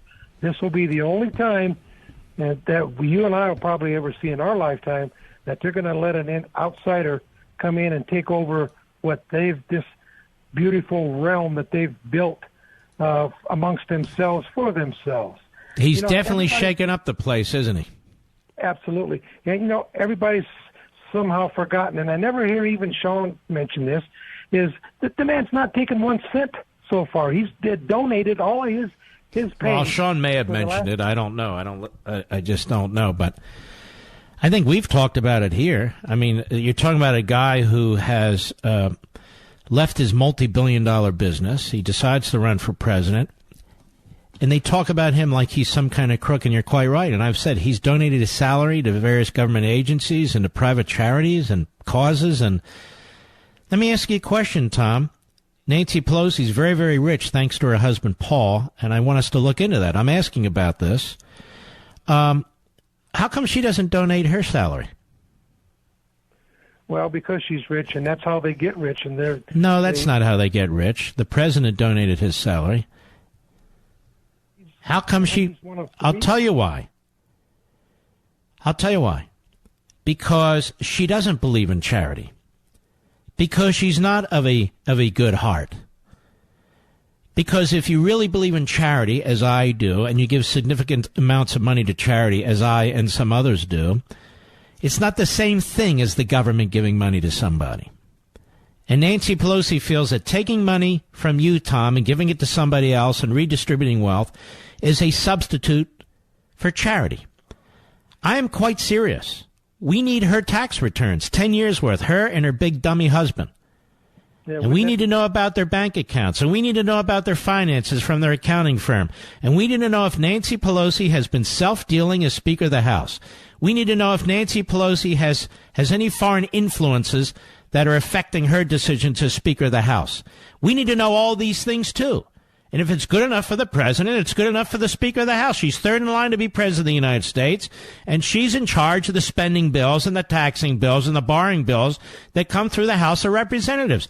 Don't you find it interesting, Tom? I've been talking about this for months, and not a single media outlet gives a damn? Well, they do, but they're not going to let that venue escape out there and be a part of what they do. It's all That's about right. hurting him. You're exactly right. They don't love our country. They couldn't love our country and do what they're doing. If they do, they have a funny way of showing it, don't they, Tom? Yes. Oh, a classic example of what they did this morning. They set that up, and he bit the hook, line, and sinker. Just before that meeting, she tells him that he's got a cover-up. And he did the exact same thing I would have done over and over and over. Of course. You can't sit down with people who are accusing you of crimes for political purposes. She's a reprobate. Let me repeat that so they can hear that, all the little teenage leftists over there at Mediaite and Media Matters. Nancy Pelosi is a reprobate. Thank you, my friend. Well, I don't call her the names that they call our president. I don't call her Hitler and Stalin and all the rest. Those are their terms. That's what they call our president. I just called her a reprobate. because that's my opinion. Look at this, ladies and gentlemen. CNN refuses to report on illegal alien serial killer allegedly murdering 12 elderly women in Texas, according to our friends at the Daily Wire. Why would CNN be hiding that? And look at this one, ladies and gentlemen. Oh, there's all kinds of cool things going on liberaldom. Our friends at Breitbart, colleges offer black-only graduation ceremonies. The National Association of Scholars revealed that at least 75 American colleges have black-only graduation ceremonies, and 43% of surveyed colleges offered segregated residential halls. We're going backwards, aren't we? While we're claiming to be going, let's go forward. Let's pull down statues. Let's forget about the slave owners who founded this country, and meanwhile they create segregated graduation ceremonies. 43% of surveyed colleges offered segregated residential halls. This is sick stuff. Sick stuff. Well, let's move on to another college, Yale. And our friend and our guest, Senator Ted Cruz. How are you, sir? Mark, my friend, I'm doing terrific. How are you doing this evening? I'm doing very, very well. So tell me, you wrote a letter to Yale. What's going on at Yale? Well, Yale, a couple of months ago, announced a new financial aid policy, and it is a policy that is openly discriminatory. It discriminates against Christians. It discriminates against those who believe in traditional marriage and traditional sexual values. And the origin of this begins with the group, the Alliance Defending Freedom, which you know is a public interest law firm that defends religious liberty. They argued the Colorado Baker case, the Christian baker in Colorado who did not want to be forced to celebrate a same-sex wedding, and he was persecuted. He was punished for those views, and he took the case to the Supreme Court, and he won. He won a victory at the Supreme Court defending his religious liberty rights. Well, a lawyer from ADF was speaking on Yale's campus and talking about the Supreme Court victory that ADF had just won.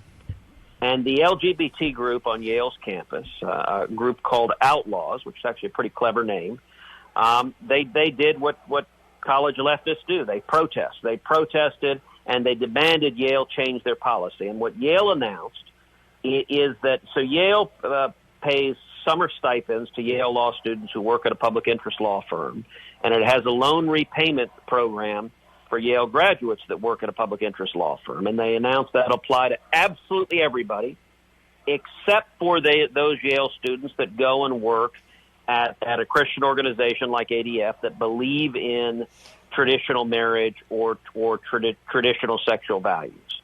And it is blatantly discriminatory. And so I am the chairman of the Constitution Subcommittee, the Senate Judiciary Committee.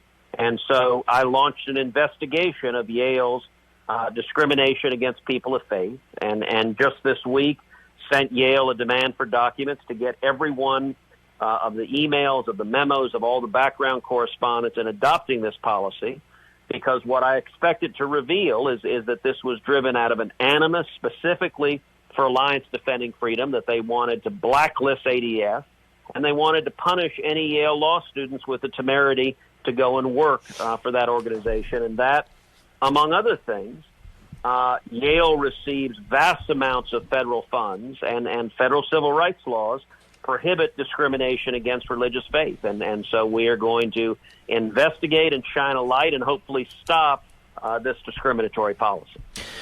I'm glad you're doing this. This is very, very important. But, you know, there's a lot of repression and suppression going on our college campuses, isn't it? I mean, whether it's Christians or Jews, whether it's conservatives, whatever it is, more and more these are like they have like a monopolistic ideology that they teach, that they enforce, absolute intolerance. What do you make of this? Well, you've got a bunch of disgruntled 60s radicals who have taken over colleges and universities, and many of them are socialists and far leftists, and actually this really is a sign of fear and weakness on their part. They're afraid. They can't defend their ideas, and so instead it's a sign of fear and weakness that they want to silence anyone who disagrees with them. You know, you and I both went to law schools where we had a lot of professors who were leftists. I had a number of professors who were open communists and espoused communism, would readily admit they were Marxists. Now, look, as you know, my family has suffered directly under communism. My family's been imprisoned and tortured by Fidel Castro's goons. My tia Sonia was imprisoned and tortured by Castro's goons. I take communism deadly seriously, and yet I was perfectly happy to take classes from communist professors because it's valuable to know what the other side thinks. The left doesn't think that way. They're afraid to defend their views, and so they're trying to use power instead to silence their students. And the whole point of universities, and especially law schools, is to learn to think, to learn to reason, to learn to defend your views, to defend them in what John Stuart Mill called the marketplace of ideas. And so I think it's incumbent on all of us to defend free speech and to stop this censorship and intolerance that we're seeing at colleges and universities. One more quick question. You and I have been around a while. I mean, I was chief of staff to an attorney general. You were a litigator for some period of time. I represented the attorney general in the Iran-Contra matter after he left office. I've dealt with these independent counsel. I see what Congress is doing. What do you make of all these subpoenas for private information from the president and all the claims that he's obstructing when he goes to court in order to defend the office of the presidency? Have you ever seen anything like this, and what do you make of this? I think the anger and rage we see among congressional Democrats is unprecedented, and they are consumed with hatred for President Trump. He can do nothing right in their minds. There is nothing good in this country. So we've got, as a result of cutting taxes, as a result of repealing job-killing regulations, we got the lowest unemployment in 50 years, the lowest African-American and Hispanic unemployment ever recorded, and yet congressional Democrats are listening to their left-wing base that just hates Donald Trump. And so I think the next 2 years, the Pelosi House is going to be nonstop investigations, nonstop subpoenas, and I think we're going to see them go after impeachment because it is a politics of hatred and vitriol and division. And sadly, the Democratic Party is moving further and further to the left, motivated by that hatred of the president. And there's no chance in hell the Senate's going to vote to remove the president of the United States. 0.0%. Mm-hmm. But the facts don't matter. Look, you watched the testimony a couple of weeks ago when Bill Barr came and testified in the Senate Judiciary Committee. The position of the Democrats was utterly ludicrous. And they were screaming, they were impugning Barr's integrity, they were demanding that he resign. And their argument boiled down to this. When the Mueller report was submitted to Barr, he wrote a 4-page summary of its conclusions and sent it to Congress. Bob Mueller at the time asked him to also send his 20-some-odd page summary. I've got 30 seconds. I apologize. Go ahead. He didn't send it then, but he sent it 3 weeks later along with the entire damn report. Yeah. And so the Democrats' complaint is, you suppressed this summary, which I have in my hands and everyone can read. If he was trying to suppress it, he's really lousy at it. That They're shows insane. how weak their argument is. All right, Ted Cruz, keep it up, brother. God bless you. You too. Thank you. We'll be right back. Mark Levin.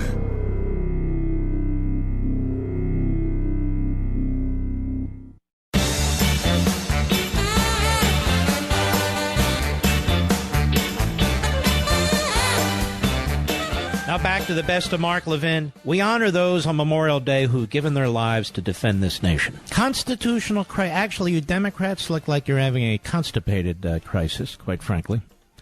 But look at Nancy Pelosi. Is that her normal look? Maybe it is.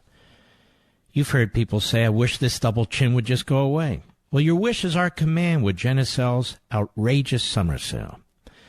Double chins, sagging jawlines, turkey necks are real problems until now. Introducing the new Genucel jawline treatment formulated with MDL technology.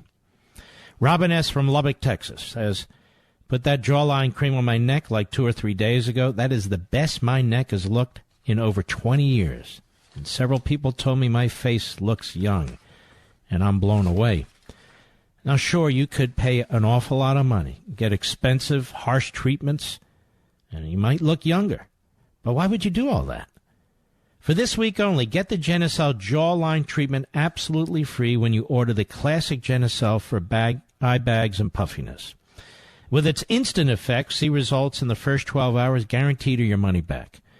Go to Genucel.com, that's Genucel.com, or give us a call at 800-SKIN-604, 800-SKIN-604.